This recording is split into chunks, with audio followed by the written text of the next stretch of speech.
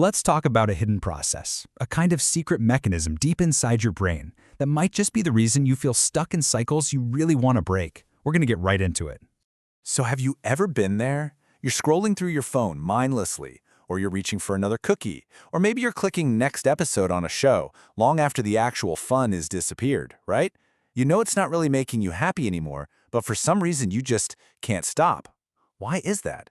Why do we get stuck chasing things that don't really give us any pleasure? Well, believe it or not, the answer starts to unfold with a pretty shocking story from a science lab.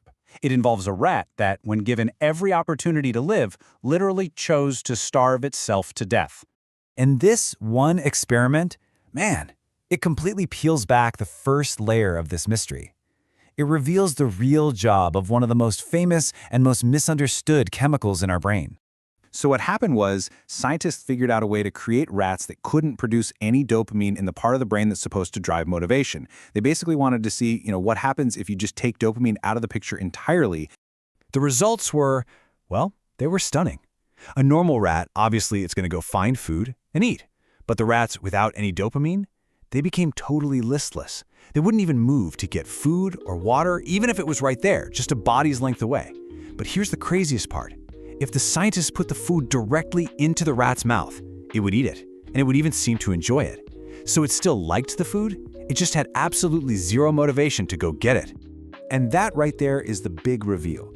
For years, we all heard that dopamine is the pleasure chemical, but this experiment proved that's not really its main job. Dopamine is the chemical of motivation. It's what makes you get up and go after something. It is the engine of wanting. And that is a totally separate thing from the actual enjoyment, the liking. And this is our first big clue as to why we get stuck. Okay, so if dopamine is all about motivation, then how does our brain actually handle pleasure and pain? Turns out they're processed in the exact same places. And probably the best way to get your head around this is with a pretty simple analogy. I want you to picture a seesaw, just a simple scale, sitting right in the middle of your brain. And this is your pleasure-pain balance. One side is pleasure, the other side is pain. And when it's perfectly level, you just feel, neutral, content. Now your brain has one non-negotiable, number one prime directive. Keep that scale balanced. It's a biological rule called homeostasis, and your brain is obsessed with it. Just like it works to keep your body at the right temperature, it is desperate to keep this pleasure-pain scale perfectly level. But what happens when we do something that gives us a huge rush of pleasure? Something that throws that whole system out of whack and tips the scale way over to one side. Well, the brain has a really clever and really powerful way of dealing with that. So think about it. You eat a fantastic piece of cake. You get a bunch of likes on a post. You have a nice glass of wine. Boom. The scale tips way over to the pleasure side. You feel good, but your brain, it immediately senses this imbalance, and it springs into action to fix it. To get things back to normal, your brain sends out what addiction expert Dr. Anna Lembke calls gremlins. Now these aren't literal gremlins, of course. It's just a great way to picture your brain's own counterattack. And what do? They immediately hop on the pain side of the scale to bring it back down. Okay, but here is where things get really, really interesting. This is where that mechanism that keeps us stuck starts to reveal itself. Because these little gremlins, well, they're not very precise.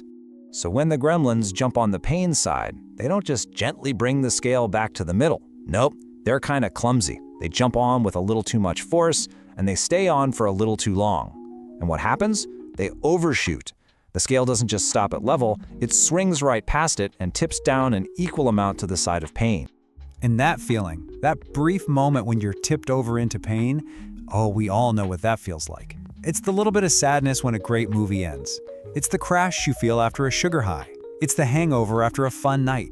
It is that nagging, immediate feeling of wanting just one more. That feeling is literally the biological price you pay for the pleasure you just had. So for every bit of pleasure, there's an equal and opposite pain reaction that follows.